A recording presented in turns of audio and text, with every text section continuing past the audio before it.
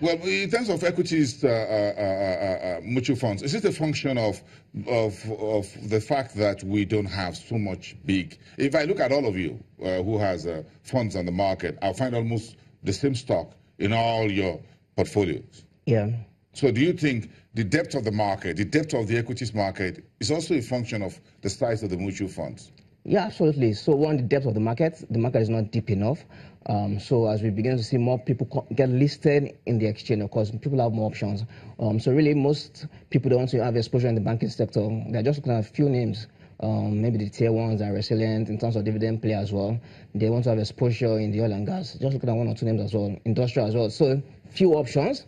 So as the market deepens, of course, people have more options. And of course, as we begin to see some derivatives or other instruments that can enhance market depth.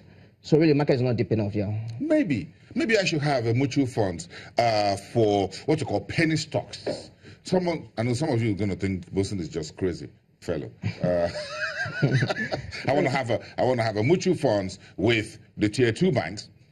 Some of them, you haven't seen their financials for 2 to 3 years. If I put that and I put some of these penny stocks, maybe with this new arrangement of a pricing methodology by the Nigerian Stock Exchange, I could build mutual funds around the 10 kobo, 20 kobo, 30 kobo stocks on the market. And maybe I'm going to beat you guys at the end of the day who have Zenith and GT Bank and Access. Absolutely. Really, you can build mutual fund around anything. Mutual fund is just an investment vehicle that pulls investors together. So really, there's a financial ecosystem where people want to invest, and there's a deficit sector as well. Because I'm beginning to think that you guys are we are overfishing the top end of the market, and we're leaving both the middle and the down because, well, we believe that if we put in anything around that, if you put in your net, you're not going to pick up anything. No, funny enough, when you invest, really, it's not just that you don't just invest in the big names. It's across all sectors. So, for instance, you have your guiding principle. Yeah, let's talk about asset allocation now. Well, let's talk about that, yes. So, for all mutual fund, really, there's asset allocation. So, that means how do you allocate your resources? So, for instance, for balance, for instance, it might be across different asset classes. So, you might have some exposure in money markets, which is basically your CPs, your fixed deposits, your treasury bills. You can have exposure in equities as well, and can have exposure in bond. For money market mutual fund as well, it's just basically money market instruments. And those are investments with maturity between 365 days and less. So those are just CPs, your banker's acceptance, and fixed deposits. But you have ethical funds as well. Yes. Ethical funds are equity-based funds, but they are different. That means you are just investing in socially responsible instruments. So some people don't want to invest in tobacco, don't want to invest in breweries, for instance. So with ethical funds, you are not investing in things like that. You are just investing in maybe things that you think, like consumables, for instance.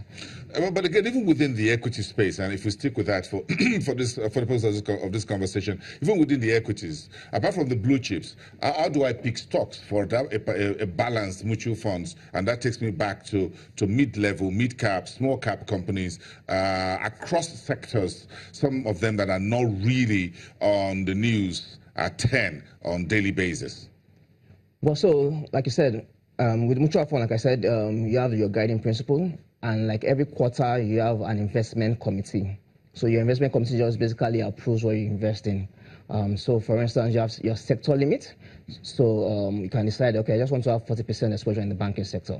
I don't want to have more than 30% exposure in the consumer goods. I don't want to have more than 20%. You would have defined all that, and every quarter, you take your analysis, your justification to the investment committee, and of course, they approve what they think you should invest in. So, depending on what has been approved, so really for each fund manager, it's different. So, your sector limit doesn't have to be the same thing with another house, but ultimately, you're trying to outperform in the other fund manager in terms of return. Because investors, they don't really care so much about the basic, they're looking at return. Money always chases return. So if Fund A is performing more than Fund B, of course, you see money flowing to Fund A. Why? Because they have better performance. So let's get a bit back to where we started this conversation about 25 minutes ago. Looking at the headline and the top end, which is the gross earnings, clearly Zenith Bank is a leader. But looking through the numbers, take us through what you and your team have been chewing over these two earnings in the last 4 days, this week when we had this two. Yeah, thank you, Bosun. So for Zenith, like you said, in terms of top line, the gross earning was quite significant, but the reverse was the case for GTB. They just grew top line by about 1%. But I think something significant about GTB number is that we saw that NPLs reduced significantly. Yeah, their loan loss expenses. Yeah, while for Zenith, we saw that they had a lot of trading gains. So some of their positions that they had in T-bills, and also revaluation gain as well, because they were long dollar.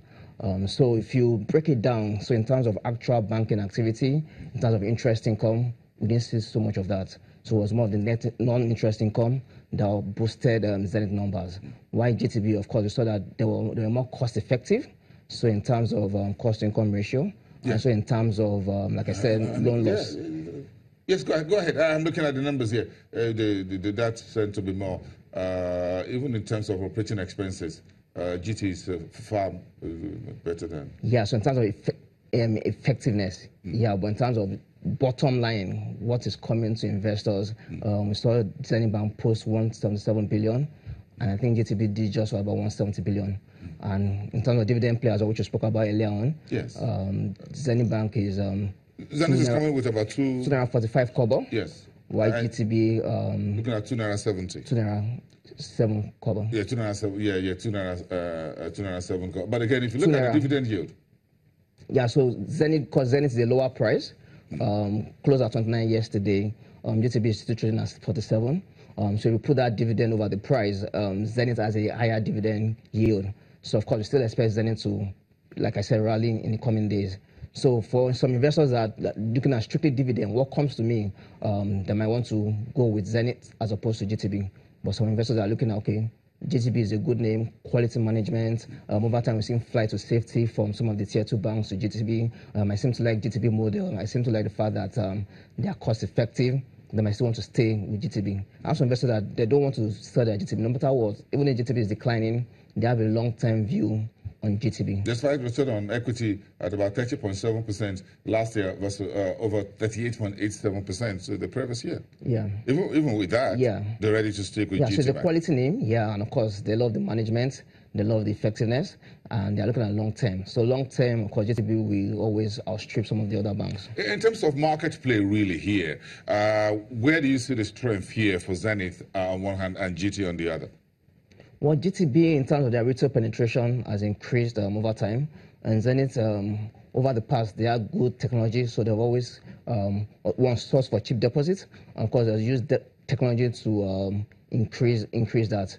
GTB, of course, they are also improving on technology. Also, their mobile banking, their USSD as well. Almost everybody uses USSD. You want to buy a recharge card, you want to transfer. For some people, they won't bother storing their account details as well. Again, I want to transfer money is that USSD. And of course, there's a chat to it. So in terms of that, I think they are market leader, especially in that USSD. Most of the other banks are still trailing behind. Also, their mobile app as well. So they've been able to generate income from technology as well. And I think that is really going to be the game changer for the banks in the years to come. Fintech is a major game changer for the banks. Where is Zenith Bank playing strongly as we speak?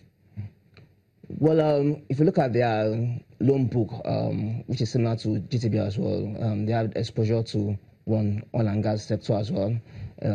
Of course, they're not as exposed as some of the other banks like First Bank. They were all exposed to Etisalat, both Zenith and GTB. They have exposure to telecoms, to agri sector. But for Zenith, like I said, they usually source cheap deposits, which has augured well for them. Yeah, cheap deposit, yeah. Cheap deposit. I know anyone can use a cheap deposit. The cost is low, you get it low, you trade with it, and or you do business with it. But I think 2018 is going to be like a game changer for the banks. So for last year, a lot of them were trading. No. Let's eat what we have on the table. We'll come back to 2018 later. Let's have that for dinner some other day. Thank you very much. Thank you, Gbolahan, Head of Investment at Cultures Capital. That's how we wrap up today's edition. Tomorrow is Friday.